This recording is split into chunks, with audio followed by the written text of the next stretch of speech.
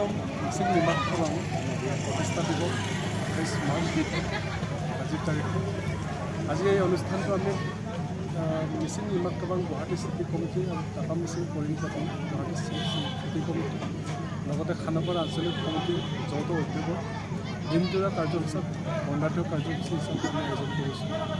এই অনুষ্ঠানত আমি বিশেষভাৱে এটা কাৰ্যসূচী আমি হাতত ৰাখিছোঁ জীৱন জীৱিকা লৈ পেলাই। বিশেষকৈ আমি লাইভলিহুডৰ ওপৰত বেছি নিৰ্ভৰ কৰি আজি এই অনুষ্ঠানটো আমি আয়োজন কৰা হৈছে।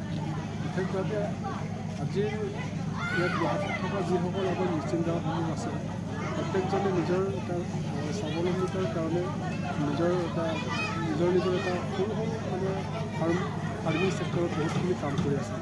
যেনে ধৰক গাহৰি পালন কৰা অন্যান্য কিছুমান সৰু সৰু মানে হাঁহ চৰাই মুৰ্গী এইবিলাকত ইয়াত ছেক্টৰত বহুতখিনি আমাৰ ইয়াত ফাৰ্মিং ছেক্টৰত কাম কৰি আছে। গতিকে সেইটোৰ ওপৰত নিৰ্ভৰ কৰি এইবাৰ আমি প্ৰথমবাৰৰ কাৰণে ফাৰ্মিংটোৰ ওপৰত আমি বেছি আয়োজন কৰিছোঁ। আজি ৰিচাৰ্চ পাৰ্চন হিচাপে আমি আপোনাৰ ডিপাৰ্টমেণ্টৰ পৰা আমি আজি নিৰ্ধাৰণ কৰি আনিছোঁ।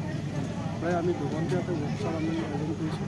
যেনেকৈ আমি বৈজ্ঞানিক পদ্ধতিৰে আমি কেনেকৈ গাহৰি পালন কৰিব পাৰোঁ, কম সময়ত উপাৰ্জন কৰি পেলাই স্বাৱলম্বিতাৰ এটা ৰাস্তাত দেখুৱাব পাৰোঁ, সেইটো আজি ৱৰ্কশ্বপ হ'ব। আৰু ইয়াৰ লগতে আমি সৰু সৰু ল'ৰা ছোৱালীবিলাকত আমি এটা বিভিন্ন ইভেণ্ট আমি লৈছোঁ, যেনে চিত্ৰাংকন প্ৰতিযোগিতা আৰু আমাৰ মিচিং কবিতা আবৃত্তি কৰোঁ আৰু অন্যান্য ইয়াত প্ৰায় 60খন ইভেণ্ট আমি ৰাখি পাইছোঁ।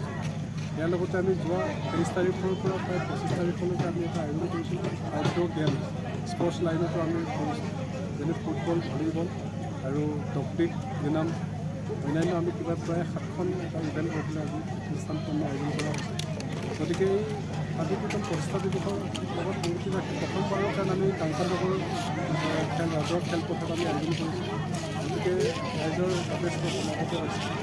আশা ৰাখিছোঁ এই অনুষ্ঠানটিত আপুনিও মন্দিৰ কৰিবৰ কাৰণে সকলোৰে সহায় আৰু সহযোগিতা আচৰণ কৰে। নমস্কাৰ। আজি আমাৰ 28 মাৰ্চ আমাৰ MMK প্ৰতিষ্ঠা দিৱস 32তম প্ৰতিষ্ঠা দিৱস।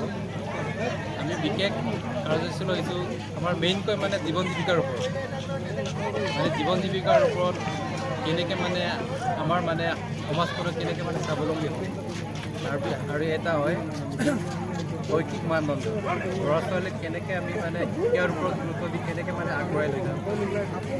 আৰু 2 নম্বৰটো এইটো আমাৰ মহিলা সবলীকৰণ, মানে অকল মানে কিবা গিৰিয়েকৰ ওপৰতে নিৰ্ভৰ নোহোৱাকৈ নিজেও মানে নিজস্বতাভাৱে মানে উপাৰ্জন কৰি মানে গৰ্ভত স্বাৱলম্বী হোৱা এইটো দিশটো লৈ পিনে আমি মানে এটা উত্থাপন কিবা 32তম প্ৰতিষ্ঠা দিৱসৰ উপলক্ষে বস্তুটো এইটো হাতত লৈ পিনে এইটো আমি প্ৰগ্ৰাম কৰি আছোঁ। তাৰপিছত আমাৰ আউটডোৰ তেনেকৈ আমাৰ ল'ৰা ছোৱালীক মানে স্পৰ্ট লাইনত যেনেকৈ মানে আগবঢ়াই লৈ যাব পাৰে এইটোৰ বিষয়ে আমি চিন্তা চৰ্চা কৰি পিনে চিন্তা কৰিছোঁ। তাৰপিছত আমাৰ মিচিং সমাজখনক মানে কেনেকৈ মানে আগুৱাই লৈ যাব পাৰোঁ, কেনেকৈ মানে ডেভেলপ উন্নয়ন পৰ্যায়লৈ কেনেকৈ আগবাঢ়ি লৈ যাব পাৰোঁ এইটোৰ বিষয়ে আমি চিন্তা চৰ্চা কৰি পিনে আমাৰ এই 32তম উপলক্ষে আমি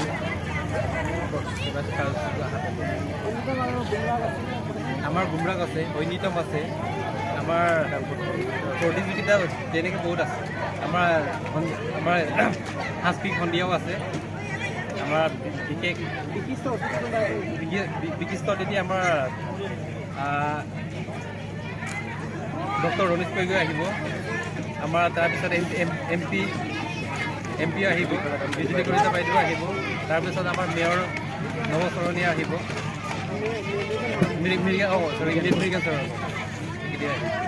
Stay informed, stay ahead. News NE 365.